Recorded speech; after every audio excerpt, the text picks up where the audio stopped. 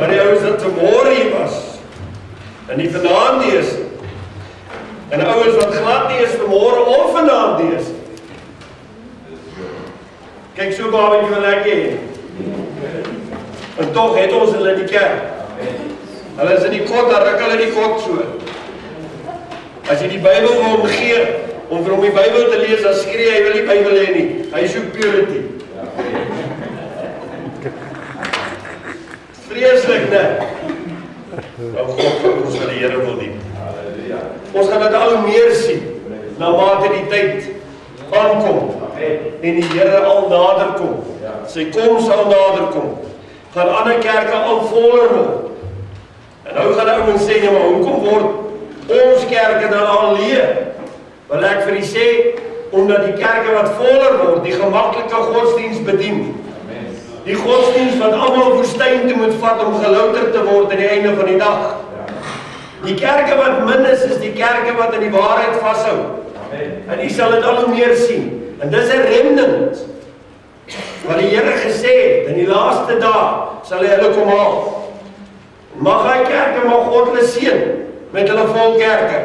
Ek wil vir u sê, sal hy nie in die waarheid gaan vashou nie, gaan die kerke nog altyd daar wees, en u gaan lank nie meer daar wees. U gaan saam met die Here Jesus regeer. En weet jy wat? U gaan owerstes oor 10 en oor 20 en oor 100 en oor 1000 wees, en u gaan owerste oor daai ouens wees, sodat hulle gelouter kan word, omdat hulle die waarheid nie lief gehad het. En dis in die koninkryk in die 1000 jaar wanneer Christus regeer, dis wanneer ek en jy daai owerstes gaan wees. Omdat ons nou alles opgee vir die Here. Daarom sal ons die trone en die loon ontvang wat ons toekom. Amen. Ons doen dit nie vir die loon nie, en ons doen dit ook nie vir die trone nie. Maar die Here se woord beloof dat as ek en jy 'n afgesonderde lewe lei, en ons is deel van hierdie afgesonderde groepie, dan sal daar vir ons trone wees, want ons gaan saam met hom regeer. En ons sal regeer 1000 jaar lang oor hierdie aarde, totdat elke knie sal buig, en elke tong sal bely, dat Christus die Seun van God is. Amen. En dit is die regering. En as ons kyk na die gelykenisse wat die Bybel ontgaan, die Bybel praat van die gelykenisse waar hy sê, ek is 'n owerste oor 10, u kan net 'n woord spreek, en dit sal so wees by my huis, sal daar klaar gesondheid wees. Want ek glo, omdat ek onder gesag staan. Die gesag wat daar gaan wees, gaan Christus Jesus se gesag alleen wees. En deur Christus Jesus en almal wat saam met hom gaan regeer, gaan daar in die nuwe regering, in die nuwe koninkryk, gaan al die ou dinge verbygaan. Tot elke Mohammedan wat nou nie in God glo, in Christus glo nie. Hulle sê ons het almal dieselfde God. My Bybel sê, daar is net een pad na God toe, en dis deur sy Seun Jesus Christus. En as ek hom nie herken nie, dan kan ek nie by die Vader uitkom nie. So ek weet nie wat 'n God hulle aanbid nie, maar hy's dood. Die God wat ek aanbid het 'n seun. Hy het sy lewe vir my gegee. En daarom kan ek hom lewendig vanaand aanskou. Lewendig weet dat hy hier binne by is. Halleluja. Okay. Ek wil nou nie daaroor preek vanaand nie. Maar ek wil vanaand 'n skrif lees. Kom, ons sluit aan by vanmôre. Ons het vanmôre skrif gelees in Korintiërs. En die skrif in Korintiërs het vir ons verwys na die ou natuur en die nuwe natuur. Na die natuurlike en die geestelike. Na die eerste Adam en die tweede Adam. En in hierdie deel het ons agtergekom dat ons 'n nuwe liggaam gaan ontvang. Dat ons gaan bekleed word met 'n onverganklike liggaam. En ek wil vanaand net so bietjie raak aan daardie skrif van Johannes.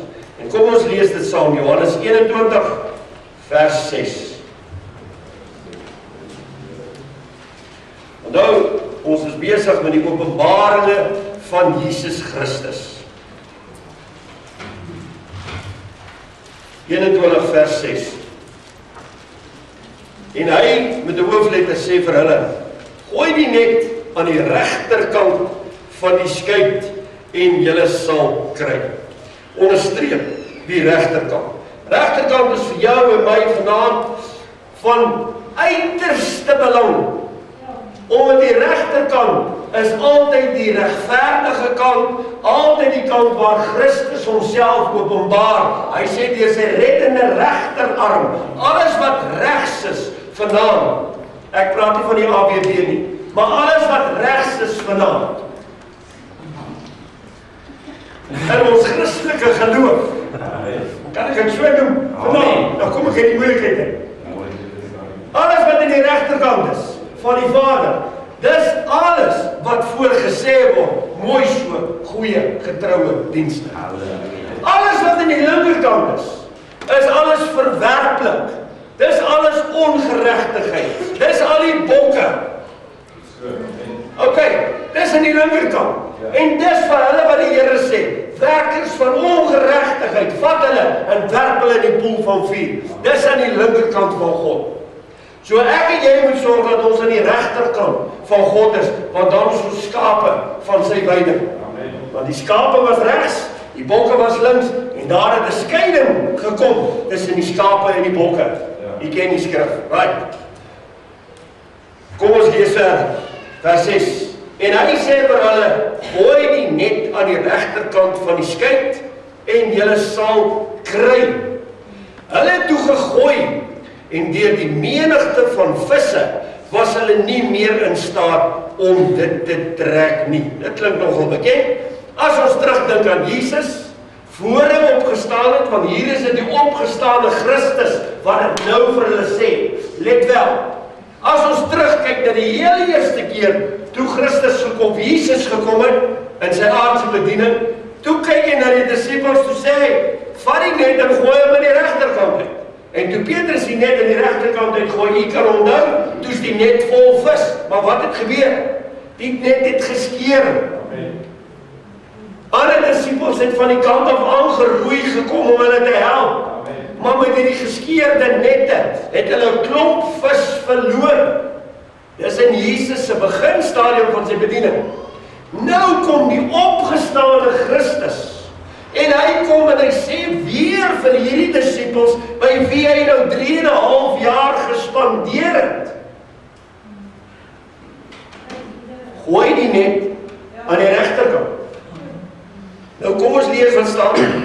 Jy sien, as jy die feit in die skrif sien, dan kom die lig van God en dit maak dit helder.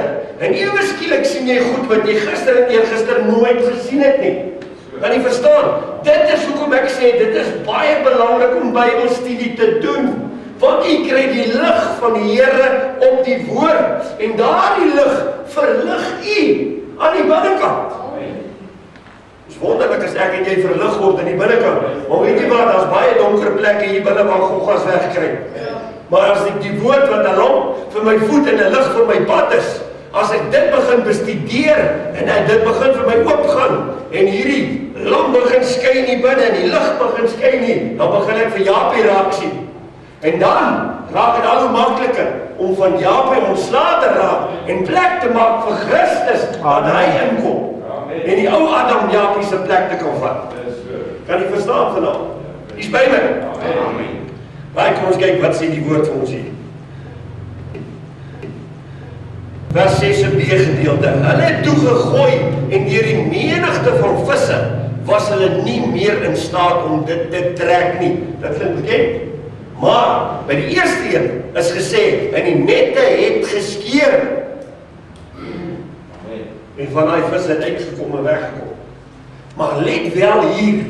Dis baie belangrik. Hierdie net is tot barstens toe vol. Nou wil ek vir iets anders sê. Want die Heilige Gees my nou attent opmaak. Onthou jy, toe Jesus by die dam verbyloop, op die see verbyloop, die groot dam, verbyloop, toe kyk hy so, en toe sit Petrus hulle besig om die nette te herstel en reg te maak. Onthou jy dit? Die nette was stikkend. Ok, vir 3,5 jaar, waai hierdie ouens, hulle los die besigheid van visvang net so, en hulle gaan saam met Jesus. En Jesus kom en hy sterf op die kruis. En as jy vorentoe lees, dan sien jy Petrus sê, ek gaan visvang, wie gaan saam? Kan jy verstaan? Want Jesus is nou iets van die verlede. Nou gaan hulle terug na die besigheid wat hulle 3,5 jaar terug net so gelos het. Nou kan jy jouself voorstel, as daai nette goed net so gebly het vir 3,5 jaar, en die wind en die weer, kan daai nette nie veel beteken het nie. Maar hulle vat daai nette, en daai skeite, en hulle gaan in die see, en Petrus gaan nou visvang. Terwyl hy daar binne is Jesus op die wal. Hy maak vuur. Nou kyk jy, die Here sê, gooi uit die net aan die regterhand. En hulle daai nette wat 3,5 jaar lang gelê het, vang hulle al hierdie klomp vis, maar die nette skeer nie. Hulle is veronderstel om baie maklik te geskeer, maar hulle skeer nie. Van ewe skielik het iets gebeur. En dis waarna ek en jy vanaand kyk. Nou wonder ek, hoekom het dit nie geskeer nie? Kom ons kyk, wat sê die woord? Vers 7. Daarop sê die disipel, dis nou Johannes, die een vir wie Jesus lief gehad het, hoe praat hy oor homself hierdie ou? Hy noem nie sy eie naam nie. Maar wonderlik, net. Aan Petrus, dit is die Here. En toe Simon Petrus hoor dat dit die Here is, gord hy sy boekleed om, want hy was naak, werp homself in die see, maar die ander disipels het met die skytjie gekom en die net met die visse gesleep, want hulle was nie ver van die land nie, maar omtrent 200 el. En toe hulle geland het, sien hulle 'n koolvuur op die grond en 'n vis daarop lê. Onderstreep, 'n koolvuur en die grond, op die grond en 'n vis daarop lê. Dis ons kern vir vanaand.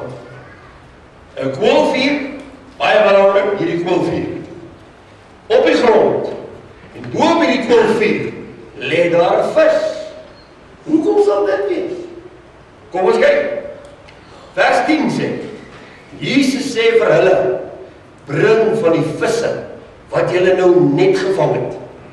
Simon Petrus het in die skyt geklim en die net op die land getrek, vol groot visse, 153 in getal. Onderstreep, en alhoewel daar so baie was, het die net nie geskeer nie. Skryf al langsam, soos die eerste keer nie. Jesus sê vir hulle, kom eet. En niemand van die disipels het gewaag om hom te vra. Onderstreep dit. Nog 'n punt waarna ons kyk vanaand. Niemand van die disipels het gewaag om hom te vra. Wat is die vraag? Wie is u nie? Omdat hulle wis dat dit die Here was. As hulle dan nou gewis het dat dit die Here was, hoekom vra hom nie? Of is hy die Here nie? Hoekom staan dit hier geskrywe? As hulle geweet het, hoekom laat die Here deur die Heilige Gees nog dit hier skryf? As hulle dan gewis het dat dit Jesus is. Sê dit nie, ons gaan nou kyk, hoekom? Interessante goed hierdie man. Right, vers 12, ons het hom klaar gemaak, vers 13. En Jesus het gekom, die brood geneem, dit aan hulle gegee, en so ook die vis. Vers 14, baie belangrik. Dit was al die 3de keer, onderstreep dit, die 3de keer dat Jesus aan sy disipels verskyn het, nadat hy opgestaan het uit die dode. Die 3de keer, die laaste keer, want net hierna het hy opgevaar het. So hy 3 keer aan hulle verskyn. Hoekom 3 keer? Vader, Seun, Heilige Gees. Dis die volmaakte, drie-enige God. En ek wil net hier stil staan en vir u sê, van daardie tyd af, hierdie 3 keer wat hy verskyn het aan die disipels, op verskillende maniere. Een van die kere was Thomas, steek jou vinger hier, want jy het mos gesê, jy glo nie, dat ek uit die dode het opgestaan het. Jy glo nie dat ek die Christus is nie. Onthou jy dit? Ek het soms so neergeskryf, soos wat die Gees van die Here met my gepraat het. En dit wil ek met u deel. As ons kyk waar ons vanmôre opgehou het, sien, dit is sommer 'n hele ander preek wat die Here vanmôre met my mee gepraat het. Ek was nog hierdie boek besig en toe begin die Here met my besig raak met die visse. Oor Johannes 21 vers 11, toe gaan doen ek dit nou vanmiddag, sê Here, maar nou moet jy my help. Want ek het nou iets anders voorberei, sê die Here, nee, jy preek dit wat ek wil hê jy moet preek. Sê ek, alright Here, I surrender all to Jesus, my blessed Savior. Prys die Here. Okay, waar ons vanmôre opgehou het, kan jy onthou, was Exodus 11 vers 7. Maar teen geen een van die kinders van Israel sal 'n hond sy tong verroer nie. Van die mense af tot die diere almal. So ons moes nou vanaand hier begin het. So kyk jy die werk die Gees van die Here. En dit het ek nou gister neergeskryf, want ek wou dit met u deel vanaand. Kom ek lees dit. Om God van enige iets te beskuldig, is die sonde van godslastering. Amen. En tog, hoeveel van ons is daar, wat 'n vraagteken agter die dinge sit, wat God in ons lewe toelaat. En dan wil ons vir die Here sê, maar hoekom, Here, hoekom laat jy nou hierdie goed toe? Hoekom gebeur hierdie nou met my? Dis die sonde van godslastering. Ok, skryf dit neer, sommer groot in die Bybel. Moet nooit weer die Here bevraagteken nie.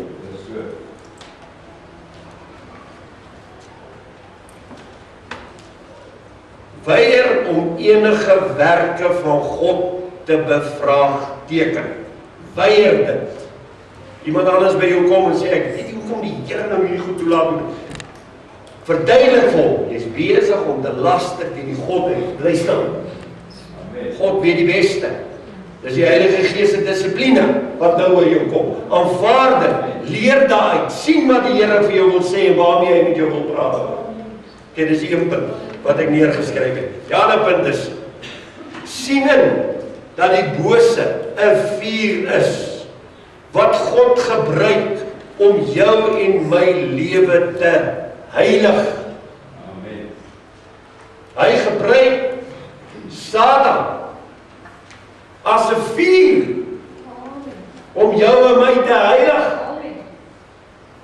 Hy laat toe dat Satan goed oor jou en my bring. Hy het toegelaat dat Satan boils, wat noem hulle dit, swere, oor jou bring. Het hy dit nie toegelaat nie? Maar Job het hom nie een keer verraai nie. Job het hom nie een keer bevraagteken nie. Kan jy dit verstaan? Maar daai swere was om Job te louter, om te sien of hy regtig waar die vrome man is, wat God gesê het hy is. So wie was die vuur? Satan. So wanneer ek en jy deur verdrukking en lyding gaan, is die vuur van die bose wat hy gebruik om jou en my te louter. Ok, is by my. Amen. Jy moet dit nie mis nie. Ok, so nou begin ons by vanaand. U weet hoe lang praat die Gees van die Here al met ons. Die afgelope maande, ek wil sê miskien meer as 'n jaar, oor 'n gekruisigde lewe. Om onsself op te gee. Om Christus se wil in ons te kry, die Vader se wil in ons te kry, en klaar te maak met ons eie wil. U weet hoe lank praat God al met hierdie gemeente daaroor. En ek wil vanaand vir u sê, u is 'n unieke gemeente. U is 'n remnant vanaand waarmee God oor dit praat. Die meeste praat oor voorspoed. Ons kon hierdie laaste 4 jaar net oor voorspoed gepraat het. En ons kon dit ook gekleim het, soos wat hulle almal dit klein. Maar ek wil vanaand vir u sê, dis net 'n klein groepie wat toelaat dat God die vuur gebruik om hulle te louter. Amen. Die res wil 'n lekker lewe hê. Ek wil God dat u toelaat dat sy Heilige Gees u dissiplineer. En dis nie altyd lekker nie. En partykeer brand die vuur. Maar Sadrag, Mesach en Abednego was in die vuur gegooi. En toe hulle in die vuur kom, eers toe kom Jesus as die 4de persoon saam in die vuur. Maar terwyl hulle buitekant die vuur was, het hulle hom nie gesien nie. Verstaan jy wat ek vanaand vir u sê? Wanneer ek en jy in die vuur ingedruk word, gelouter word, dis wanneer die Seun van God saam met jou en my daar binne is. en sienbaar is vir ander ouens, om te sê, hoe kry hy dit reg? Dat waardeur hy gaan, hoe kan hy nog smile? Hoe kan hy nog bly wees? Hoe kan hy nog God verheerlik daardeur? Kan jy verstaan wat ek vanaand vir u sê? Dis die vierde een wat by jou in die vuur is. En sy naam is Jesus Christus. Halleluja. So kom ons gaan 'n bietjie verder. Elia, onthou jy, en die 7000. Dit was 'n remnant. Uit miljoene Jode was daar 7001 saam met Elia wat God uitgekies het. Hoor my vanaand. Jy moet mooi luister. As u van hulle is wat 'n afgesonderde lewe wil lei en nie wil hoereer met die wêreld en die wêreld goed praat en dinge wat die wêreld doen goed praat en die afskei van dit af en sê geheilig aan die Here. Dis hierdie ouetjie. Hy laat nie meer aan 'n goed onbesoedel en inkom in sy lewe nie. Dan wil ek vir u sê, is hy een van hierdie 7000 lewe.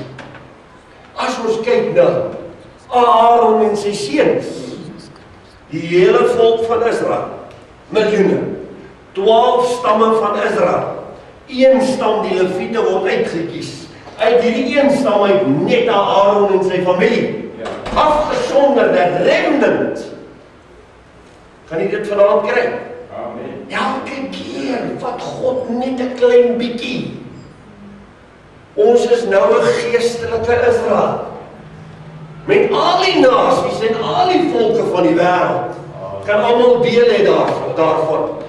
Tot die Mohammedan kan Christus Jesus bely en in een oomblik kom hy en hy word deel van hierdie Christelike Israel.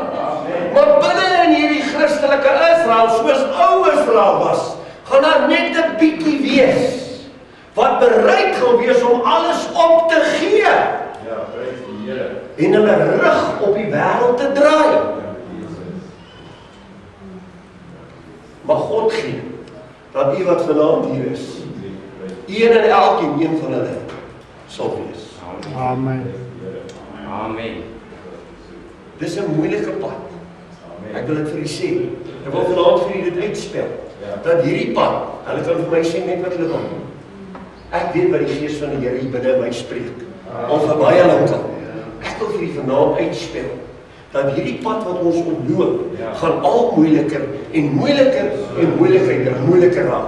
As u vanaand hier sit en u het 'n hoop gehad dat dit 'n voorspoedige en 'n lekker lewe gaan word, dan wil ek vir jou sê, jy's by die verkeerde plek. Jy's by die verkeerde kerk. Jy's in die verkeerde genootskap. Dit wil ek vanaand vir u sê. Dit gaan al swaarder word.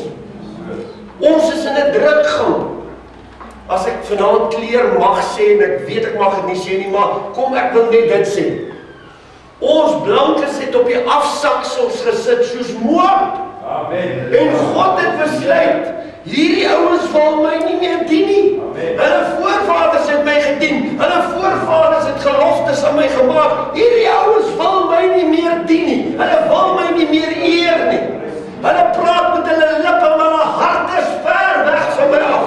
En God het gekom en het die mat onder ons uitgetrek op een manier, en dis om die regering van die dag te verander. En hy het die hoogmoedige wittes gevat en het hulle verneder, en hy's nou nog besig om hulle te verneder. Elke oomblik van die dag, en as Suid-Afrika nie nog God toe gaan roep nie, dan gaan dit nog erger word. Nog erger. Ek wil dit vanaand vir u sê. Hier's baie ouens wat skree, ja, dit. Ek voel gister hier in 'n plek. Dis gister, ek weet ook nou wat gister. Hier in die straat. Dis daar nou ewe skielik iemand wat voor iemand nou gespring het. En hy spring nou uit. En hy gryp hierdie swart man voor in die keel. En hy ruk hom rond daar. Volgende oomblik stop 'n taxi. En die taxi is swart mense. Maar ek wil sê, hierdie een ouetjie, ek was benoud vir sy paard. Maar die volgende oomblik stop daar 'n bakkie. En nog 'n kar. En nog 'n kar. En toe spring daar 'n klomp blanke ouens uit, maar jy kan sien is sommer van hierdie groot waans.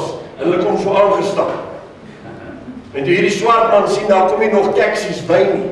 En hulle word in die minderheid.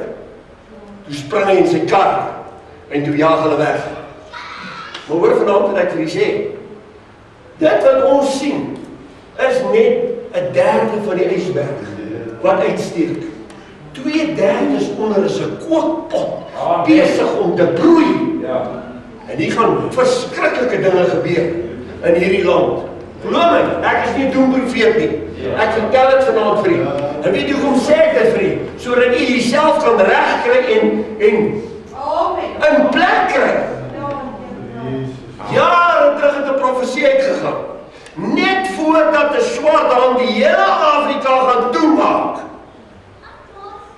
sal die wegraping plaasvind. Wie kan dit onthou? Om jou en julle dit onthou? Ek was so groot. Toe word dit geprofeteer. Lang jare voor enigiets, ek is 53 vanaand. Lang jare, ek was 6 jaar oud toe dit geprofeteer is. So 47 jaar terug het God met hierdie kerk gepraat en gesê, dis die toestand waarin ons geland uiteindelik. En nou is ons in hierdie toestand. Vanaand praat God deur my, die prediker, deur sy Heilige Gees, en hy sê vanaand vir u, dit gaan nog erger en erger word.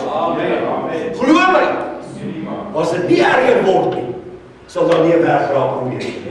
Glo my, die wegraping gaan net kom om sy kinders te vat, sy kinders te kom haal en hulle weg te vat in een oomblik, wanneer dit op die ergste, die son op die ergste brand. Ek wil dit vanaand vir u sê, mense word in hulle beddens vermoor. Mense, jy is nie meer veilig 10 tree buitekant, jy is nie eers meer veilig binne in 'n kerk nie. Hulle kom in die kerk en hulle maak dood voor die voet. Dit sou nooit so gewees het in die verlede nie. So wat sê ek vanaand vir u? Ek wil vanaand vir u sê, as u nie naby aan God gaan bly en God se aangesig gaan soek en onder sy bloed gaan bly nie, soos wat jy nie vanaand vir ons mooi vertel het, onder sy bloed gaan bly nie, wil ek vir u sê, dis jy, hierdie ouetjie sal sorg dat die bloed van die Here oor hom en sy huisgesin. Amen. Kom ons hou daarop. En ons praat verder. Swart mag is nie noodwendig swart mense nie. Dis duisternis. Amen. Maar hulle wat die werkers van ongeregtigheid is, hulle is tog die duisternis. Amen. Okay. En daarom is God besig en hy het die vryheid van die blanke mense begin intrek, want dis die eerste wat gebeur, wanneer ek en jy slawe word, in 'n plek.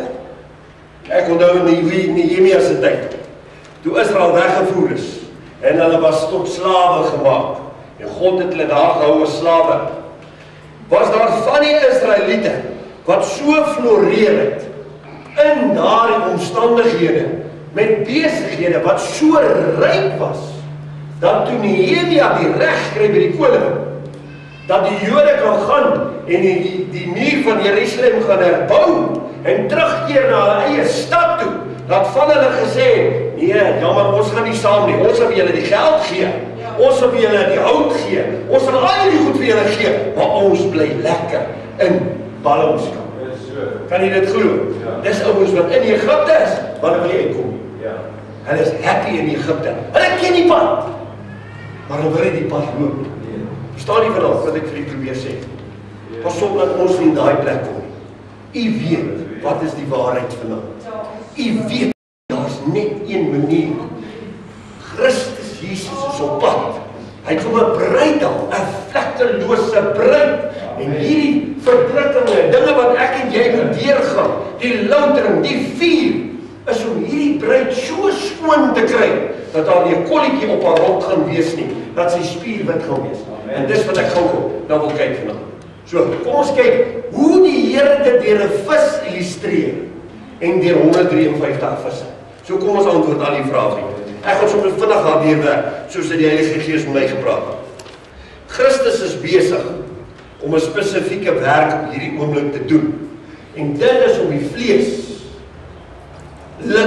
mense, gelowiges, om 'n skeiding te bring tussen die vlees en die geestelike ouens. En jy gaan dit sien, nie ver van hier af nie. Jy sien dit al klaar. Jy sien al klaar, hier is 'n skeiding wat plaasvind in Wes-Oos. Ouens wat in die vlees wil bly. Hulle wil nie die woord leer nie. Hulle wil nie tot die waarheid kom nie. Verstaan nie wat ek vanaand vir u sê? Daar is ander wat die waarheid wil weet en wat nie kan wag nie. Wat floreer op elke woord van die Here wat gespreek word. Ander ouens wag op profesie. Hulle wag nie, want ek wil die Here eendag met my praat. Nee, lyk vir my die Here werk nie meer in hierdie kerk nie. Die Here praat nie meer met mense hier in hierdie kerk nie. Ek wil vanaand vir jou sê, jy is op die gevaarlikste plek waar jy ooit in jou lewe kan wees. Want Christus self het gesê, dis die einde van die wet en die profete. Amen. Ek is nou Christus en ek neem nou my intrek in jou liggaam. Jy moet nie meer op 'n profeet staat maak nie, want ek wil nou self met jou praat. En as ek nie met jou kan praat nie, gaan ek jou in 'n drukgang inbring totdat jy luister. Prys die Here. Amen. Ek wil nie vanaand sê, as jou evangelie op profete gebou is, gaan jy jou bloedneus val. Jou evangelie moet op Christus Jesus alleen gebou wees. Halleluja. Ek skaam my as ek nog 'n woord by 'n profeet moet kry. Ek skaam my voor God. Ek skaam my. Want dit wys my ek is nie op die plek waar ek moet wees waar God self met my praat nie. Dis 'n skande. Dis 'n skande.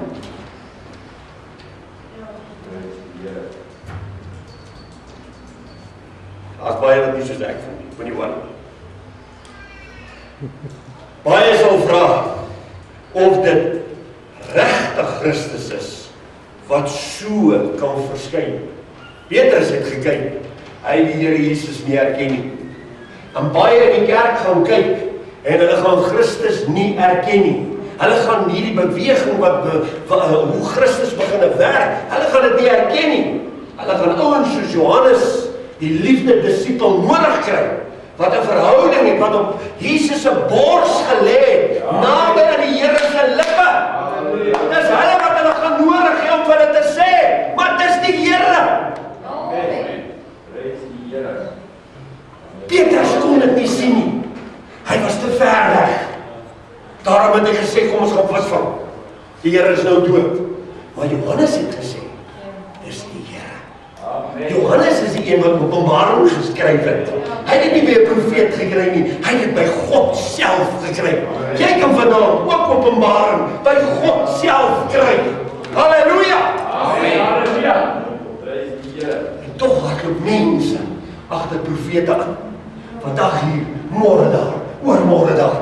Ek wil sê, weet jy wie is die grootste profeet? Die Heilige Gees, wat deur sy woord nou met u spreek, nou in die harte. Amen. Dit is die profesie. Dit is die profesie, die woord van kennis wat deur hierdie woord kom. Amen.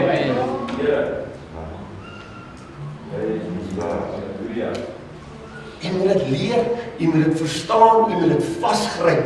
Daar gaan tye kom in die lewe wat elke tweede jamrap en sy maat vir jou 'n woord gaan wil gee. En ongelukkig gaan dit baie van hulle predikers wees van hierdie tyd en hierdie dag. So, amen. En is daar hoeveel van hulle? Voorspoedige predikers, wat vir jou gaan sê, my boetjie, die Here is so tevrede met jou. In die tussentyd weet jy, hier binne in jou eie hart, hoe ver is jy werklik van God af. Amen. En hier kom 'n man en hy sê, so sê die Here vir jou. Is dit nie 'n dwaallering nie? Jy moet baie mooi luister vanaand wat ek vir u sê. Baie mooi luister. Jy kan maar kwaad word vir ou Japie vanaand, maar ek wil vanaand vir u die waarheid vertel. Amen.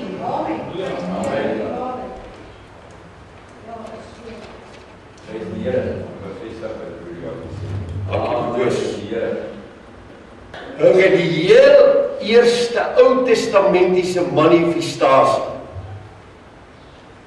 van die skeiding van die vlees was. Wie kan dit onthou?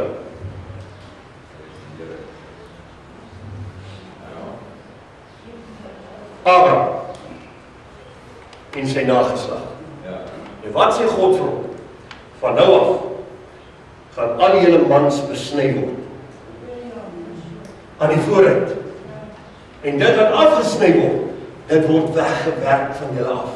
En regdeur tot die koms van Jesus Christus, wat self weer daardie paadjie moes loop, want dis die wet wat God daar gestel het, onder die wet, is hy oop besny. Hoekom? Dit beteken die manifestasie vir die skeiding van die vleeslike en die geestelike. Hulle moes besny word daar, want God sal 'n goddelike geslag uit Abraham uitkry later, maar hy kon dit net doen deur die besnydenis, want die bloed het gesorg dat die nageslag onder die bloed gereinig en geheilig is in God se oë. En daarom kon Christus daar uitgebore word. So dis die heel eerste plek waar die vlees geskei is. En God is vanaand besig, elke diens besig, om 'n skeiding te bring tussen die vlees en die gees.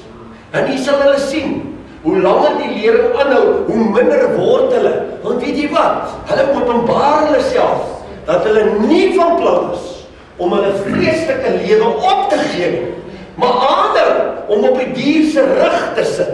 Hy wil nog vandag televisie kyk. Hy wil nog aan die slaap raak voor die TV. Hy wil nog die goed kyk wat hy nie mag kyk nie. Dit is wat nou aan die orde van die dag is.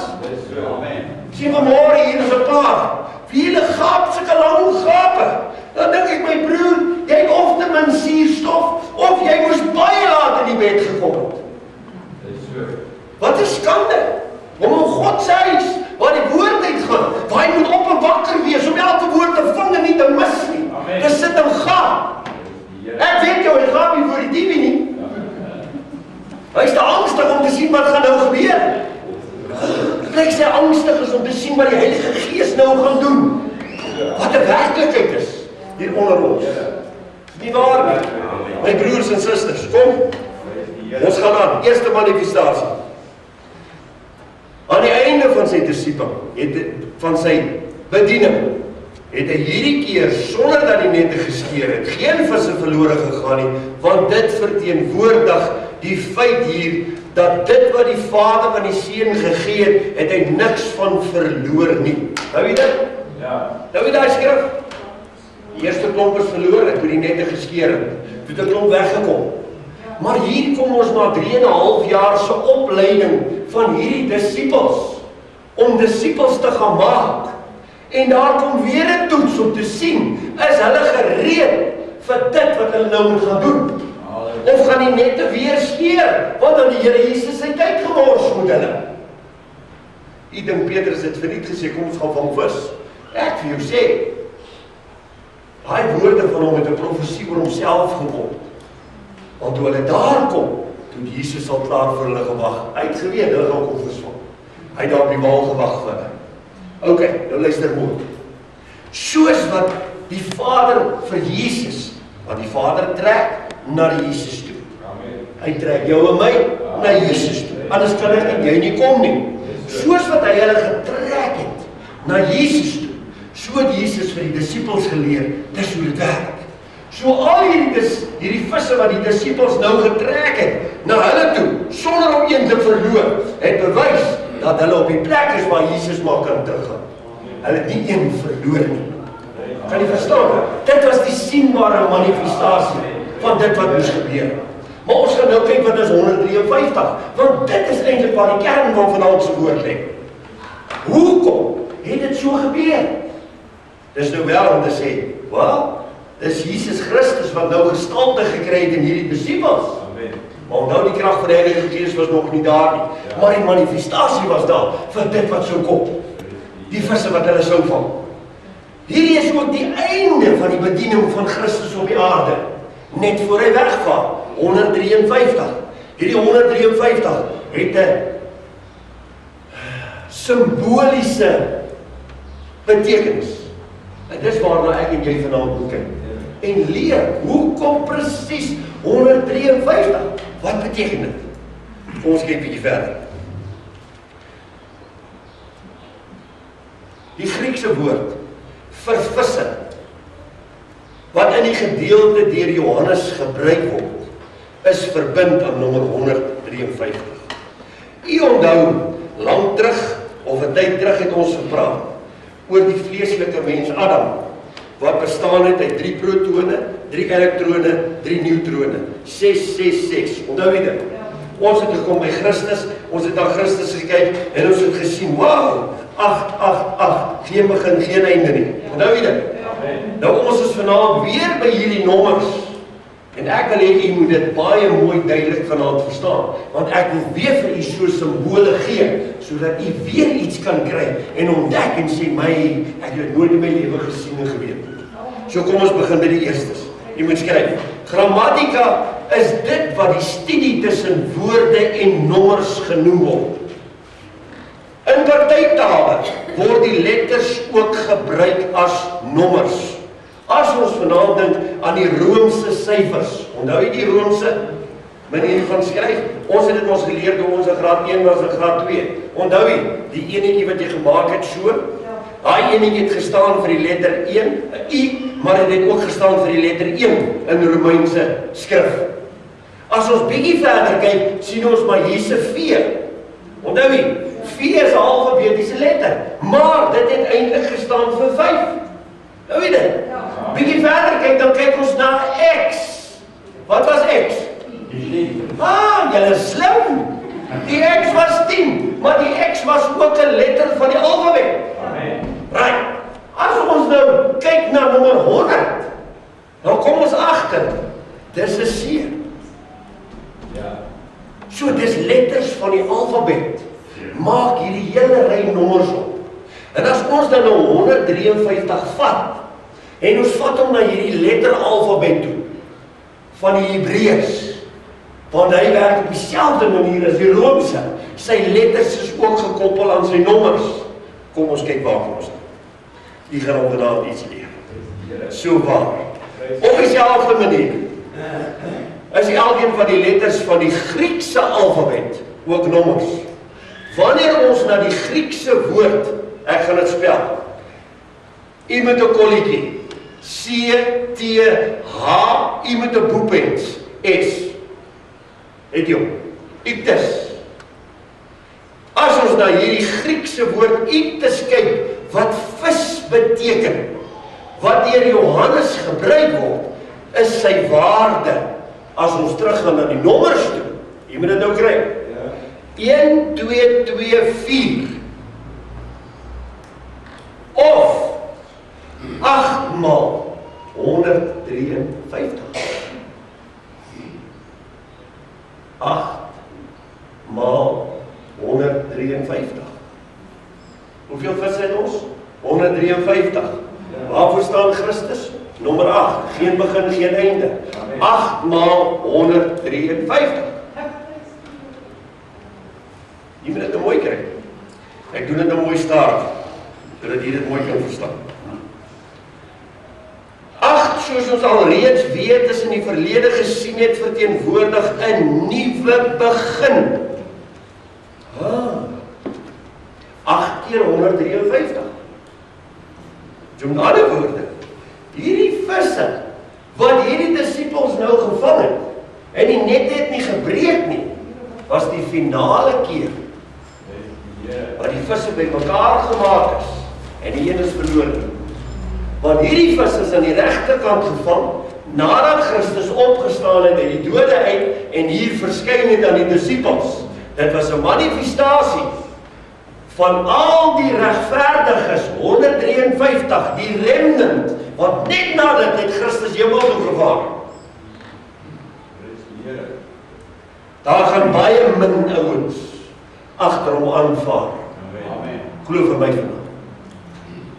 Symbolies 153 van hulle. Kom ons kyk verder.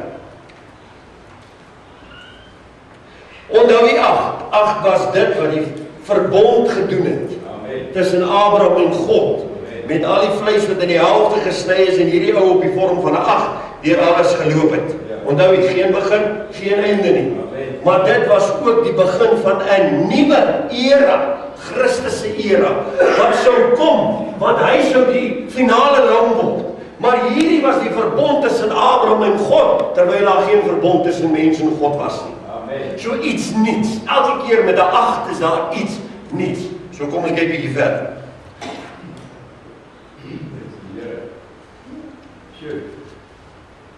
Hierdie visse is 'n simbool van die visse wat opgetrek is uit die see van mense.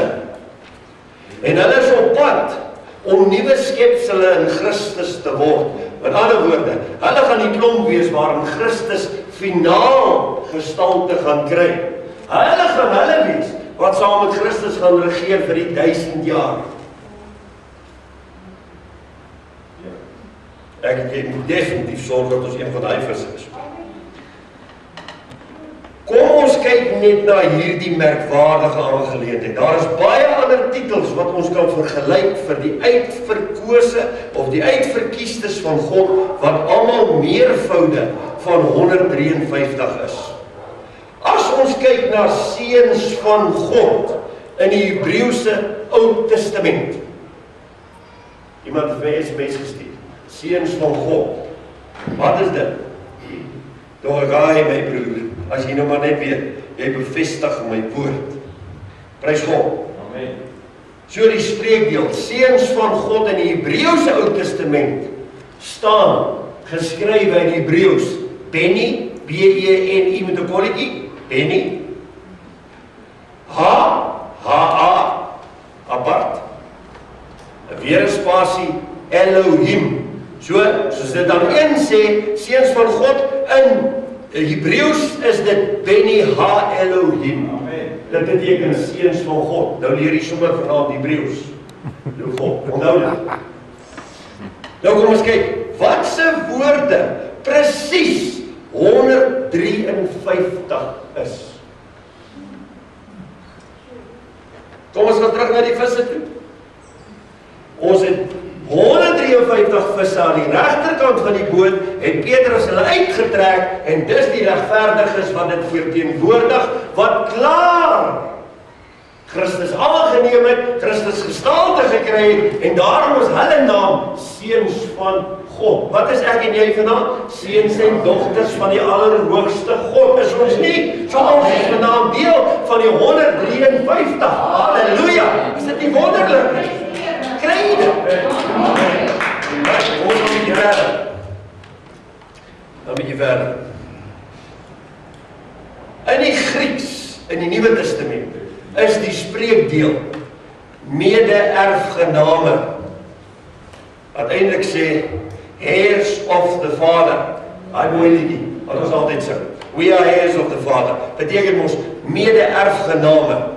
Mede-erfgename se letterwaarde is 1071, wat staan vir 153 maal 7. Wat is die Heilige Gees se nommer? Onthou jy dit? 7. Kan jy dit onthou? Heilige Gees se grammatiese nommer, soos ons dit deur die tyd geleer het, Christus was nommer 8, God was nommer 1, die Heilige Gees het vir nommer 7 gestaan. Onthou jy dit? Ja. Wat was nommer 7? Wie kan nou dit nog onthou? Nommer 8 was suurstof. Wat was nommer 7? Jesus. Nee, dit was uitgestaan by die Heilige Gees, maar as ek dit, was dit nie nitrogen nie? Ja. Nee? Ja, nee? Stikstof. Ja. Ok, kan jy dit onthou? Ja. Nommer 6 was koolstof. Ja. Jy onthou dit ons? Dis die letters volgens daai tyd. Ok, kyk hier staan. In die Grieks en die Nuwe Testament is die spreekdeel mede-erfgename se waarde 1071, wat staan vir 153 maal 7 keer mede-erfgename. As dit nie die Heilige Gees is wat jou en my help nie, dan kan ons nie deel van hierdie erfgename mede-erfgename wees nie. Halleluja. Dan God vir 7 keer 153. Halleluja.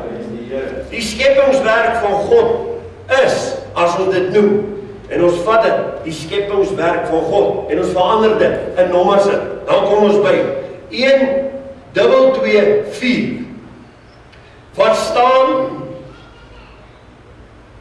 vir 153 maal 8. Weer 'n keer, kom ons by Christus in. Dit is wonderlik hierdie goed, hoor, dat die Here in elke ding, in elke formule, daar is Christus ingeweef. Die Heilige Gees ingeweef. Daar's niks op hierdie aarde wat Christus nie deel van is. Amen. Dit is wonderlik, né? Okay. So die woorde, die net, het presies dieselfde waarde. 1, 2, 2, 4 of 153 maal 8. Dis nie net waarmee hulle gevang word. Alles kom by dieselfde uit, by dieselfde nommer uit. Dis wonderlik, man. Sjoe, ek kyk na daar wat al oor die sterretjies praat en daai, man, hierdie goed is baie groter as die sterretjies. En ons kyk dit mis. Ek het nou hier geskryf, maar terwyl ek deur hierdie dinge delf, kom ek tot die besef hoe hierdie dinge mag vergelyk met die bediening van die komende dae wat nou gaan kom. En dadelik sien ek dat die Here die vis bo op die kole geplaas het. Vuur is die ultimate reiniging. Amen. So hierdie ouens is uitgehaal. En wat sê die Here by die disippels? Dis nou regverdiges. Wat uitgehaal is, net as die geskeer nie, as die regterkant gevang, Christus het al opgestaan, gestalte gekry, alles. Nou kom die Here, en hy sê vir die disippels, bring die visse, en sit dit op die vuur. Amen, prys die Here. So wat sê die Here? Ek en jy gaan kerk doen alles, en ons beskou onsself as regverdiges. Maar daar kom 'n oomblik wanneer Christus se bevel gee en sê, vat hierdie regverdiges en sit hulle op die vuur. As ek en jy nie nou op die vuur gesit gaan word nie, kan ons nie deel wees van die bruid nie. En ek gaan dit nou vir u wys. So vuur is die ultimate reiniging, net soos God die bose gebruik as 'n vuur om u en my lewe te heilig. Hey, ons is op die agterkant van. Sal vinniger gaan nou. Op die kole het die vis wit geword toe dit gaar word. Amen. Word dit vis wit? Ja. As hy gaar is? Ja, amen. Wat is hierdie? Dis 'n vis. Wat op 'n dag gevang is uit die wêreld uit. Ja. Om hom wit te kry, soos die bruid, moet hy gebraai word op die vuur. Amen. Ja, prys die Here. Hoe kan ek met dit verbykom? As elke ding in die woord terug verwys na loutering toe, na gekruisigde lewe, hoe kan ek verby dit kom om te sê, maar ek leef nou 'n voorspoedige lewe? Dis goed. Voorspoedig maar ook gered. Verstaan jy wat ek nou vir probeer sê, kerk? Okay, vuur in ons wat visse is se lewe doen. Die bruid is besig om haarself wit te kry, sonder vlek of rimpel. Die eerste ding wat 'n mens doen om 'n vis voor te berei, is om sy kop af te sny. Ja. Amen. Halleluja. Halleluja. Ja, prys die Here. Wat 'n vis is bereid om nie te kom lê wat sy kop af sny. Halleluja. Daar's 'n rede hoekom jou kop moet waai. Ja.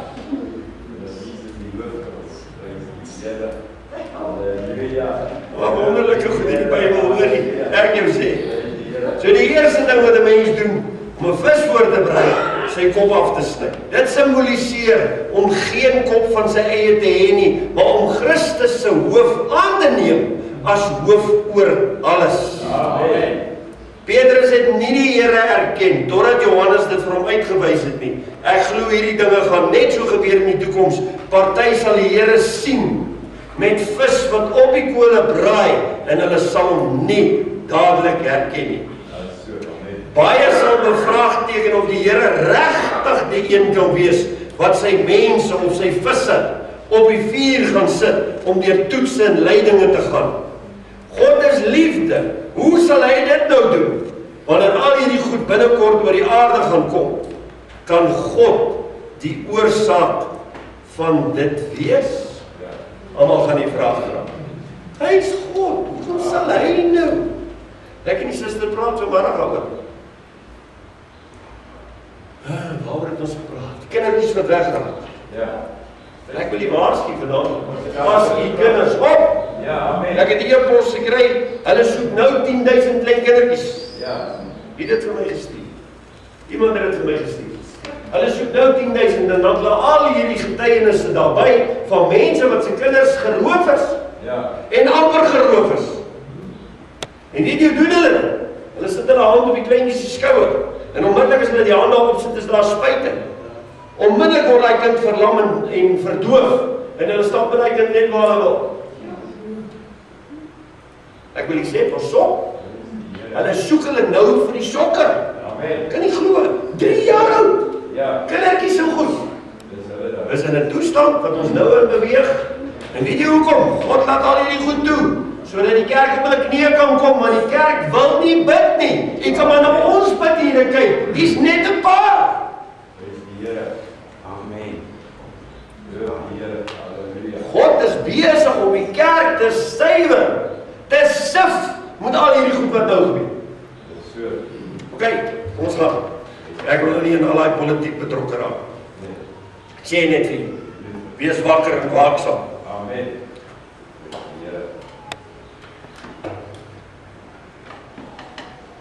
Die meeste gelowiges, weet jy wat sê hulle? Ook, dat ek en jy nou ons shopping klaar moet doen. Moenie my maand en Junie maand gaan probeer om in 'n winkel te gaan koop nie. Sê dit nou vir jy. Die plek gaan in 'n verskriklike plek verander. En weet jy wat? Na die sokker verby is, gaan pa Zuma met pa staan vir al sy beloftes en die swartes wat hy gemaak het. En hy kan dit nie. Hy kan nie pa staan vir dit nie. Hy het beloof, hulle gaan al hierdie ouens wat hiernatoe geïmmigreer het van Zimbabwe af, oral al hierdie Nigeriërs, almal wat hier bly, hierdie pikdonkeres wat jy sien, hy gaan hulle almal terugstuur. Daar's nie 'n manier hoe hy dit kan doen nie. En as hy dit nie gaan doen nie, kan ek nou sê, braai hy op die vlamme. Amen.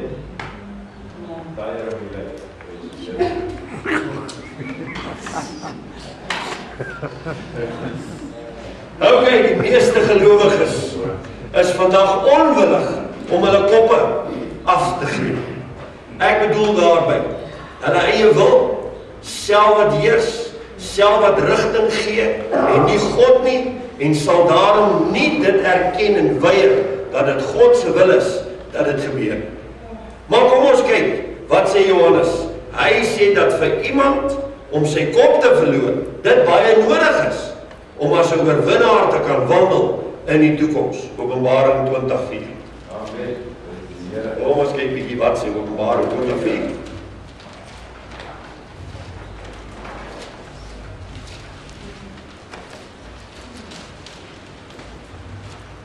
En ek het trone gesien, en hulle het daarop gaan sit, en aan hulle is die oordeel gegee. Wat is dit? Die 1000-jarige regering. Ek het trone gesien. Wat se trone? Trone waar die 153 visse gaan sit. Wat deel is daarvan? En aan hulle is die oordeel gegee. En ek het die siele gesien van die wat onthoof is oor die getuienis van Jesus en die woord van God. En die wat die dier in sy beeld nie aanbid het nie. En die merk op hulle voorhoof en op hulle hand nie ontvang het nie. En hulle het geleef verskonings, geregeer saam met Christus die 1000 jaar lang. Halleluja! Maar jou kop moet wat? Anders kan jy nie regeer saam met hom. En wat is 'n ou wat sonder 'n kop is? Hy het nie meer sy eie asemhaling nie, hy het nie meer sy eie sê nie, want hy het nie meer 'n tong nie. Wat meer praat soos wat Japie gepraat het nie. Die hele kop is mos nou af. Amen.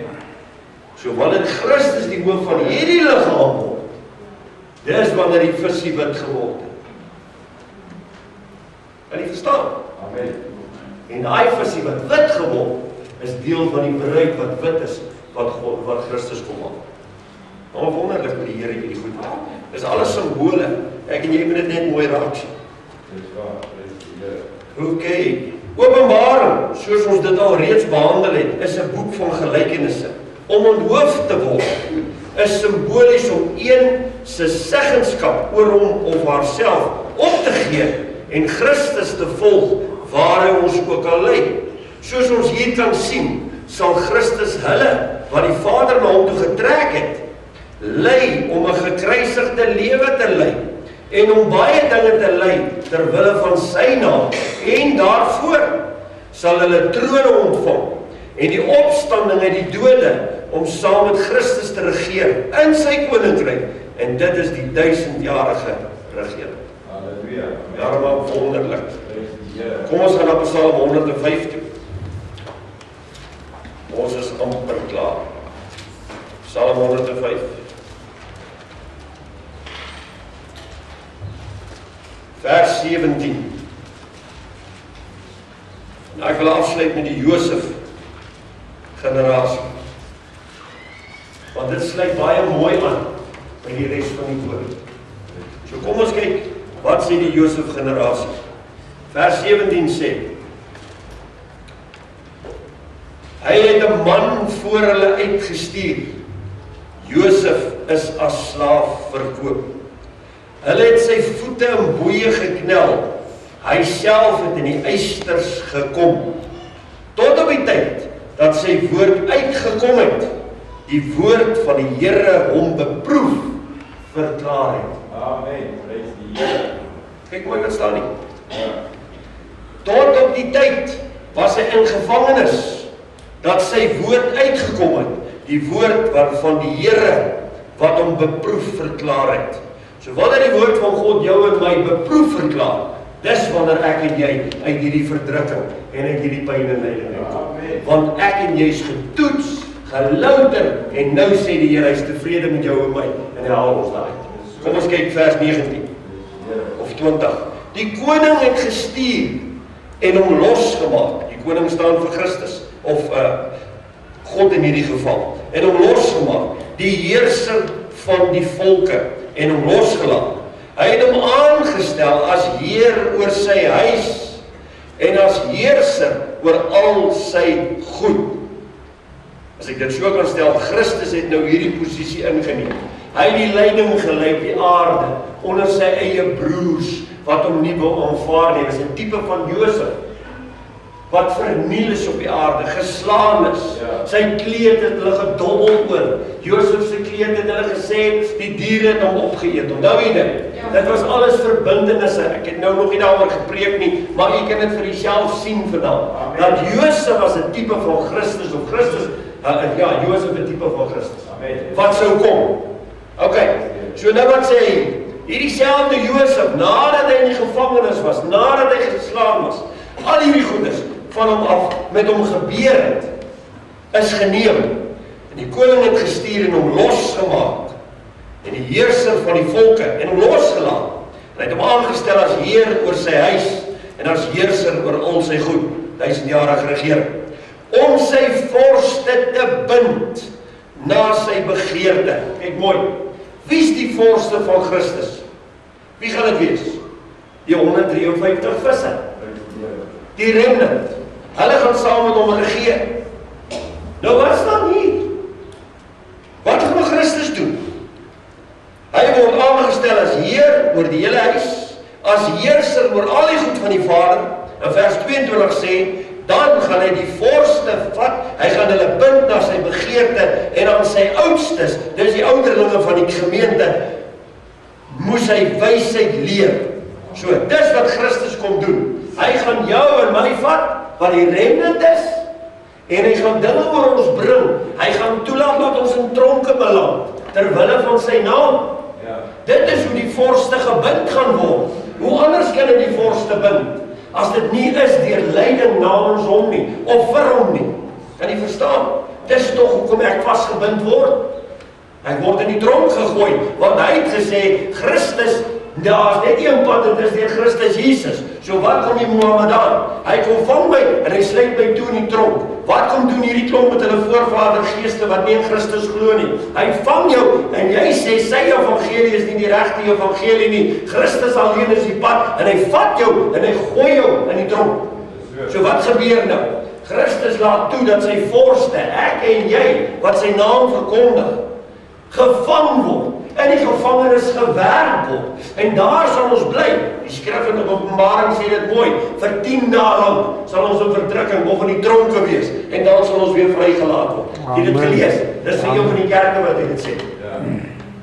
Ok, so ek sê vanaand vir u, en dis 'n profetiese woord aan die kerk vanaand, dat as u waaragtig gaan opstaan vir die Here.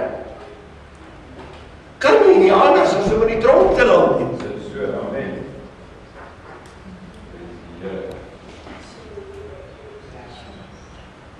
So as jy nie in die tronk land nie, en ander gelowiges land in die tronk, moet jy weet, daar is 'n fout by jou. Dis so, amen. Kyk, jy is by my. Amen. Moenie dat jy is te oud om in die tronk te gaan. Hulle jou nie op die pad wil hê nie. Sal nie wil hê wat jy moet praat nie, sal hulle tot jou tong uitsny. Hulle sal jou hande afkap. Onthou jy die getuienis wat ek vir julle vertel het? Van daai man wat in die tronk was. Tot sy voete afgekap. Al die goed gedoen met hom te kry. En op die einde, toe kap hulle sy kop af, want hulle kon hom nie stil kry. Ok. Jy en ek moet dieselfde pad loop. Wat sê die Here Jesus? Wees my navolger. Amen. Wat is dit om die Here se navolger te wees? Net 'n party goed? Nee, Here, wag nou 'n bietjie. Daai is te kwaai. Ek sal hy miskien. Ok, daai een lyk nie te bad nie, ek sal hom vat. Petrus het gekom en het gesê, hoe kan ek regop gekruisig word? Soos my Jesus, my meester. Nee, vat my kruisig my onderste bo. Wat sal jy sê? Nee, asseblief my kruisig nie. Ek sal nie weer die woord sê nie, ek bly nou doodstil. Hoor die vanaand dat ek vir die siek kerk. Hy sê die herder gaan geslaan word. Is dit nie Jesus se woorde nie? En wanneer die herder geslaan word, gaan al die skape rondhardloop sonder 'n herder. En niemand gaan weet wat er kan doen. Nou weet jy, was dit so? Nou was nie een disipel by die Here nie. Hulle het almal gehardloop toe die herder geslaan word. Dit is vreeslike goed, maar dit is die waarheid. En ek vertel vanaand vir u dit, want u gaan dit nog beleef. En u moet hierdie goed beleef voor die koms van die Here. En daarom Jan, hy sal vanaand vir jou sê, dat die profesie uitgegaan, dat julle wat hier is, gaan almal die Here op die wolke sien kom. Amen. Waarom omdat die waarheid is? So ek en jou sê, dat moet baie naby wees as ek na die ryp op sy kop kyk. Prys die Here. Halleluja. U moet die reg maak. Ok, ons kyk geliefd. Ons koning het gestuur, losgemaak, sy vorste te bind na sy begeerte, en dan sy oudstes moes hy wysheid leer. Kom ons maak klaar. Vader het Josef aangestel om die prinse in die tronk te sit in gevangenis, sy ouderlinge wysheid te leer. Almal van hulle wat saam met Christus gaan regeer, die Josef generasie, wat nee sê vir Potifar se vrou, wat staan vir die wêreld en die deel is van die kerk. Die vrou op die dier se rug wat oorspel met die wêreld pleeg nie, maar wat sê nee, sal in die tronke gegooi word vir die waarheid. So as jy nie saam met hierdie kerke van vandag gaan, wat voorspoed verkondig en al hierdie goed, en jy praat teen hulle, kan jy maar weet, hulle sal sorg dat jy in die tronk gesit word. Hulle sal die ouens wees, soos in Christus se tyd. Die kerk van daai dag, die fariseërs en die skrifgeleerdes, dit was die kerk van daai dag. Hulle het hom gevat en hom gekruisig. Nie eers die Romeine nie. Sy eie broers. En dis wat hulle met jou en my gemaak. Staan net op die waarheid. Kyk hoe vinnig kruisig hulle jou opnieuw. Hulle gooi jou met klippe. Maar as jou tyd nog nie daar is nie, sal jy onder hulle uitgaan. Hulle sal jou soek. Hulle sal nie eens weet waar jy is nie. Want ek en jy is navolgers van Jesus Christus. Halleluja. Amen. Ok. Hierdie is die geestelike ondervinding wat God al sy seuns in gaan lei. In die gevangenis sal ek en jy moet eet wat hulle vir ons gegee. Jy sal moet eet wanneer hulle sê jy moet eet.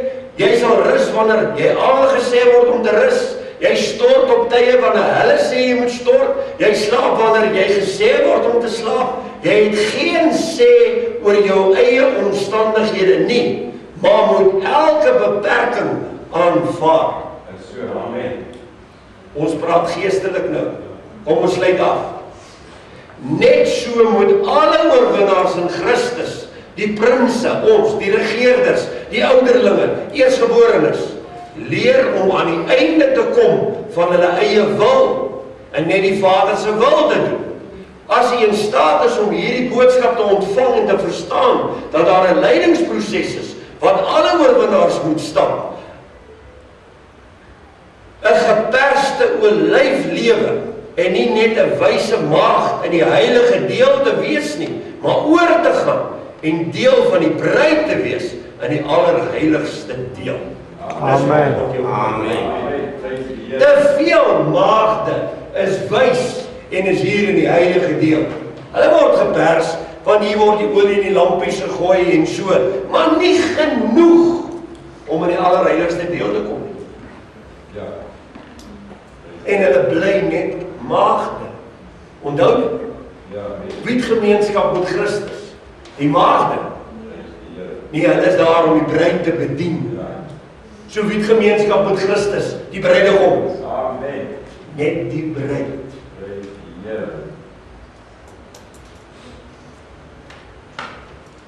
Vyf dwaase maagde in die voorportaal. Glo in die Here Jesus Christus, nou is ek gered.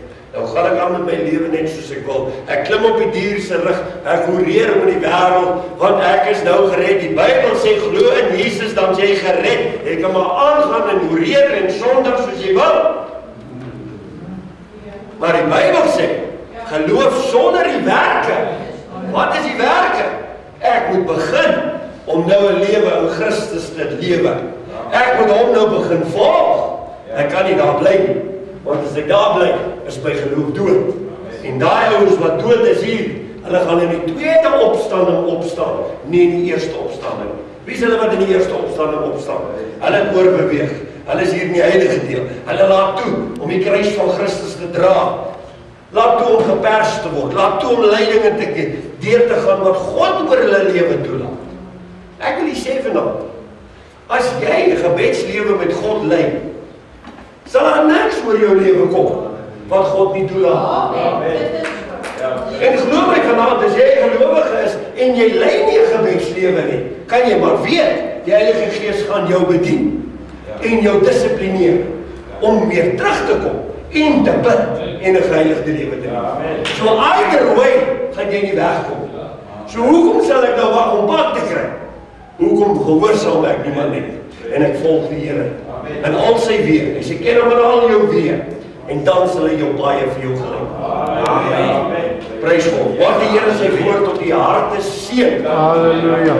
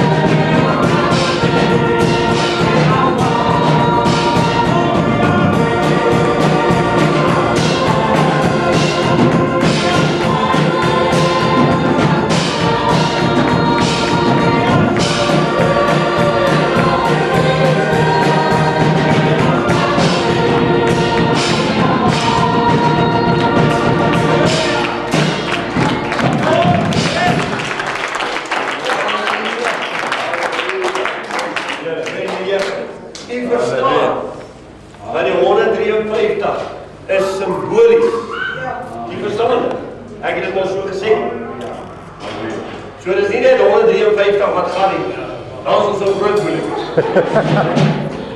Okay, symbolies.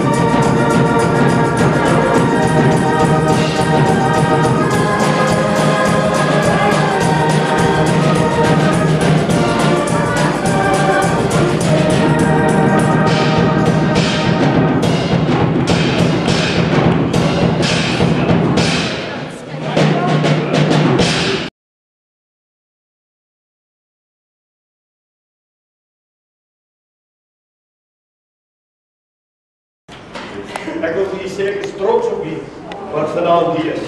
Amen. Die ander ouens is volleerd. Hulle kom in die môre, hulle kan nie eet wat julle eet nie. Amen. Hulle het tyd nodig om daai goeders te verwerk. En dis hoekom hulle nie vanaand hier is nie. Want as hulle nou vanaand kom en eet, is daar nie plek vir dit. Amen. So, is die Here. Ek wil nou kom ek gaan gou op 'n prentjie. Dan sal jy nou beter verstaan. Halleluja. Ek gaan nou een hierdie kant omstuur en dan stuur jy hom so deur. En dan gaan ek een daai kant omstuur. Dan kan jy nou verstaan wat ek nou mooi bedoel. Prys die Here. Ek glo nie een van u wil so babietjie hê. Prys die Here. Ek stuur hom die jong.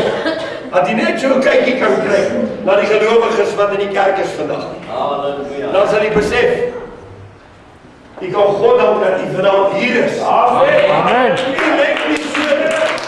Halleluja. Sister Christa, kom. Ja, volgens jou gebed. Toe. Prys die Here. Amen. Halleluja. Vanaand wil ek net sê alle eer en lof aan die Here toe. Amen. Ek was laas jaar baie siek. Die dokters het gedink ek gaan nie maak nie. Die siekte het my been al getas en ek nie geloop het nie. Maar die Here het elke dag oor my siekbed gewaak. Hy het my nooit in die steek gelaat nie. Halleluja. En die dokters het gesê ek gaan dalk nooit weer loop en dat ek in 'n rolstoel gaan beland. Ek wil net vir die Here baie dankie sê, hy het my been vir my teruggegee. Amen. Halleluja.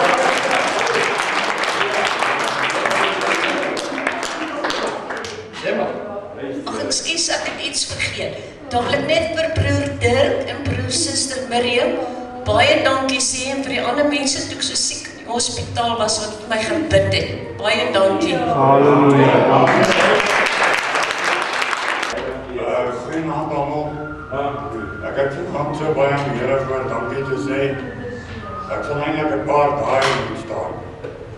Maar ek wil net sê baie dankie dat ek hier kan wees vanaand en ek was laas jaar as ek 'n jaar sonder werk.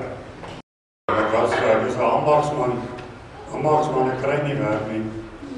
En ek was vroeg in Januarie vir 'n onderhoud. En ek het die 25ste 2 weke terug het ek begin werk. En ek geniet my werk. Het vereis net lang ure, ek moet elke dag 12 ure werk. Maar dit is my lekker om 'n werk te kan hê, weet te kan hê en 'n salaris te kan verdien. Amen. En dit is net ongelukkig 'n bietjie ver, dus ek moet verby Eersteres en Mamelodi ry. So dis 'n entjie van my huis af, omdat ek hier in Mountain View bly.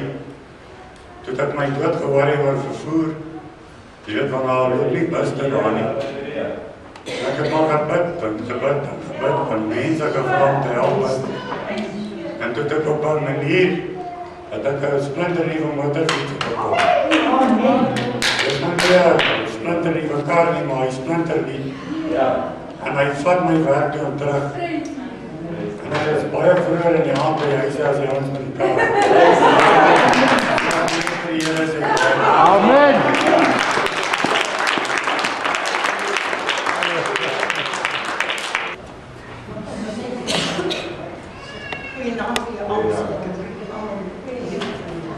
Ek wil vanaand getuig hoe goed Jesus is. Ek wil vanaand getuig van die bloed wat pastoor vanmôre en elke dag, elke keer vir ons gaan vertel. Daai bloed van Jesus het soveel krag. Soveel krag. Ek kan vanaand boeke skryf oor die krag van die bloed van Jesus. Amen. Net hier gisteroggend met op toe daar hulle gaan veilig vir kos koop het. Ek is stoksiel alleen by die huis. Ek het my foon laat val, hy's vlinders, daar's niks van. Ek kan niemand bel of niks. Ek is all by myself. Ek kom uit die kamer en ek gaan na die badkamer toe. Daar is so 'n trappie. En my voet hou vas en die steels. Agter daai trappie. En ek val met alle mag plat op my gesig. Op daai steels. Maar toe ek val, toe sê ek Jesus toe. Amen. Die bloed, Here. Weet, Bruce sê ek gedink my neus is op baie plekke af. Want ek het so op my gesig geval. Hier sit 'n knop, maar so nie 'n knop, dis net 'n werk. Ek val net is so. Jy weet, ek is oud. Ek word 88. Daai tyd is die val op mense. En ek het weer af en weer as alles aan. Maar ek kan nie vir julle sê. Amen. Alles wat ek oorgekom is hier op haar skrapers. Weet ek, as ek weet ek moet sukkel om op te kom, as ek kan nie meer sit nie. Ek kan nie meer kniel nie. Maar Jesus het my vat in die hand en hy wil my naam. Amen. Maar Jesus het alles net op net is het so even gelukt. Net so eventjes. Hoe groot is God? Hoe sterk is daar bloed? Om ons te bewaar. Van alle onheil. Ons hoef nie te vrees nie. Ons hoef vir niks te vrees nie. Sê, die Here is my herder. Amen. Gaan ek dit doodsgevier. Was Jesus vir my. Daarom sê ek vir julle, dat die bloed van die Here vir julle baie waarde het. Want dit is dit werk. Halleluja. Ons op volgende dag gesterf nie. Ek het vanaand die Here al die eer en lof gee. Amen. Al die eer en al die lof. Ek kan net sê dankie Here. Ek het gistermôre die Here so geprys toe ek daar opkom. Ek was al dronken. Ek het hier gevat en daar gevat en ek maak uit die snavel op. Hoe ek opgekom het, sal ek nog vir julle kan vertel. Dit is die Jesus moes my opgetel. Amen. En daarvoor gee ek die Heer, hy is 'n werk. Amen. Amen.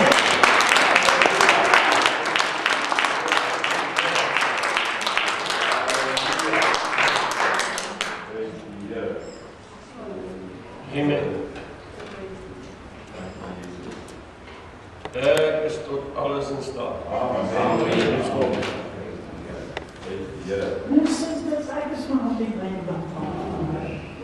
Ek sê altyd vir kinders wat ek is net weer genade. Ek is baie dankbaar dat ons ouers op ons kinders kan bid. Ons moet nie oorwou nie, ons moet aanhou bid. En God sal hulle voorkeer. In daai tyd toe ek in die wêreld was, meisies, man, en sy altyd vir my gebid. Het ek met die Here uitgekom, het is die heerlijke mens gewees. Baie Here. Was baie dinge wat ek moet getuig, maar ek skaam myself. Maar dankie God dat die Here my verlos het. Halleluja. Daar mag ek te min as God gestuur. Lang ter ek so daar in die huis gebleid. My eerste man kom daar en sy vrou sê dat het om terugval sê naast my leven. Ek sê die Here weet dat ek jy sal nooit regkom. Dat hy is 'n ander man as kom. Heeltemal 'n ander man. Ek sê vir ek daai man los. Dat gaan ons help toe. Ek wil nie help toe gaan nie. Ek sê vir die Here baie dankie. Ek wil net met saam help toe. Hy sê vir my